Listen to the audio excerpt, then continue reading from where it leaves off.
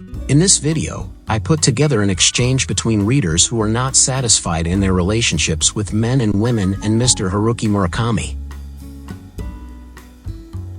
This is an email to him from a 38-year-old woman. When I was in my 20s, I had a relationship with one man, but we broke up soon after. Later, in my 30s, I got sick and became physically immobile. I am going to end my life without ever having sex. It is very hard to not be able to fall in love because of an illness. I don't know how to accept this kind of life. I always think that there is no such thing as a normal life. I don't think you have any reason to think that your life is not normal. There are many people who have sex with many partners and are very lonely. I think that continuing to live is a great accomplishment. Here is an email to him from a 32-year-old housewife. 1 week before the birth of my baby, my husband left me, saying, intuitively, my happiness is not here.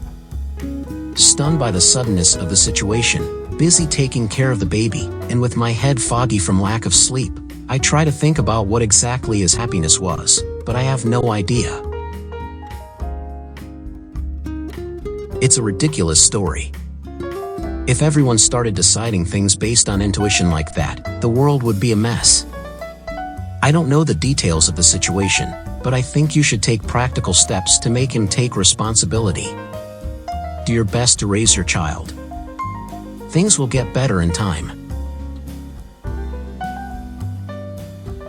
This is a question to him from a 36-year-old housewife. I have been married for 2 years now, and we have no love for each other. But I love my young son and my husband adores him. I would like to fulfill my duty as a mother to my son until he reaches adulthood, but sometimes I feel unsure. Mr. Murakami, how would you feel about living with a marriage partner you no longer love?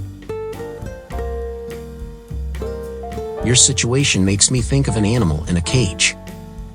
The entrance to the cage is unlocked, but the animal does not want to go outside because they are safe in their cage. It is a very difficult choice to choose between a safe way of life and a free way of life. If you are asking me for advice on how to stay in the cage, I can't give you good advice. This is an email to him from a 39-year-old housewife. I have peeked into my husband's cell phone and found a vile email exchange with a woman who has a child. Apparently, the email exchange is still going on. At first, I was going to ask him about it, but my heart would be more distant from him, and I can't do anything about it because of my daughter. You are not supposed to look at other people's cell phones or private messages without permission. That is the first assumption. There are many things in the world that are better left unseen. But you have seen them. I guess you'll just have to wait and see for a while. Then you should think deeply and quietly about yourself and your relationship with your husband. After that, I think the two of you should talk about it without telling him that you looked at his cell phone.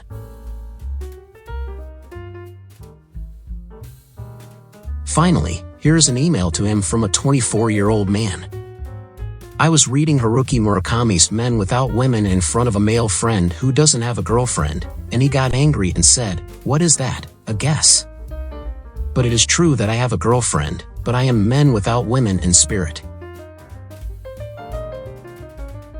I feel that men are basically men without women, whether they have a girlfriend or a wife.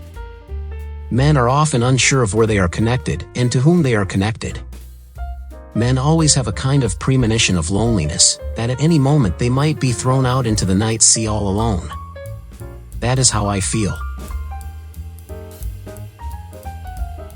What do you think? The main characters in Murakami's works are usually unfulfilled in their relationships with men and women, aren't they?